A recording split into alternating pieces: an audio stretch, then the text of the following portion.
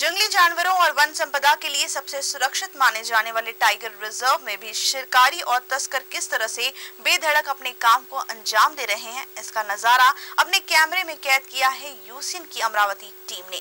मेलघाट व्याघ्र प्रकल्प में कभी सागवन का जंगल हुआ करता था, जिसे अपनी नई तकनीक से किस तरह से सागवन तस्करों ने मैदान बना दिया है, देखिए इस खास रिपोर्ट में। अमरावती जिले के अंतर्गत मेलघाट व्याघ्र प्रकल्प का यह क्षेत्र कभी सागवान का हरा भरा जंगल हुआ करता था, लेकिन आज इस जगह पर खाली मैदान और सागवान के पेड़ों के कुछ अधजले ठुठ दिखाई दे रहे हैं।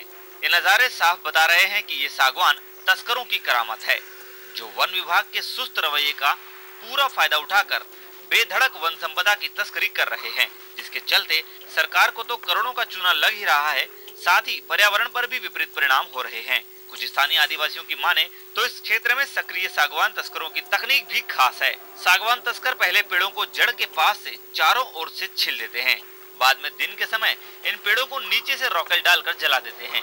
आग लगने की वजह से पेड़ का छिला हुआ भाग जलने लगता है और पेड़ जल्द ही धराशायी हो जाता है। फिर रात के अंधेरे का फायदा उठाकर पेड़ को गाड़ियों में भरकर ले जाया जाता है। तस्करों की इस करतूत के कारण धीरे धीरे यह घना जंगल मैदान में तब्दील हो रहा है और वन अधिकारी इसे आदिवासियों की करतूत करार देते हैं। हा पूर्ण हत्रू भाग आहे आणि हा पूर्ण व्याघ्र प्रकल्प आहे, टायगर प्रोजेक्ट आहे आणि यामध्ये मोठ्या प्रमाणावर जंगल पेटून चांगले सागवानाचं अति किमती असे झाडं जळून पडलेले आहेत। साधं एखादं झाड जर कोणी तोडलं तर त्याला ताबडतोब अटक करून जेलमध्ये टाकतात। त्याच व्याघ्र प्रकल्पाच्या अंतर्गत इतक्या मोठ्या प्रमाणावर नुकसान होऊन राहिलेलं आहे, वनसंपत्ती जळून राहिलेली आहे।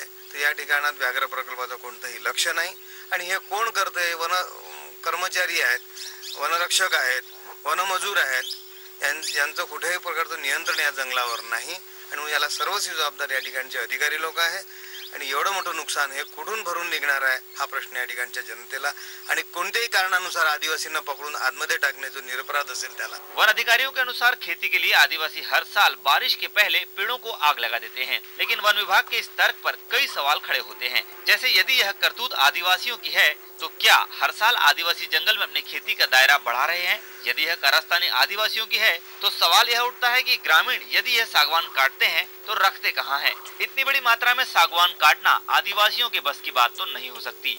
वहीं कुछ सामाजिक कार्यकर्ताओं के अनुसार सागवान की हो रही तस्करी के लिए पूरी तरह से वन विभाग ही जिम्मेदार है। जारीदा रेंज में या जहाँ भी ट्राइबल पॉपुलेशन है जंगल के साथ में लग के, ये अतिक्रमण के लिए उनका एक रेगुलर की ऐसी पद्धति है और पिछले 2 साल में हमने अतिक्रमण को रोकने के लिए, एक तो बरसात के टाइम में होती थी ज़्यादा, इसका प्रमाण बरसात में रहता है, तो पिछले 2 साल से हम एसआरपी की यूनिट नागपुर से बुलवाते हैं, तो उसकी वजह से बरसात में हम काफ़ी कुछ कंट्रोल कर लेते हैं। और दूसरी चीज़, डिमार्केशन का डाउट ना आए कि पहले ये डाउट रहता था कि ये हमारा एरिया है, गाँव वाले बोलते थे हमारा एरिया है, तो पिछले 2 साल से हमने स्टाफ को सर्वे की ट्रेनिंग दे करके वहाँ पे एक्चुअल डिमार्केशन भी शुरू करवाया है।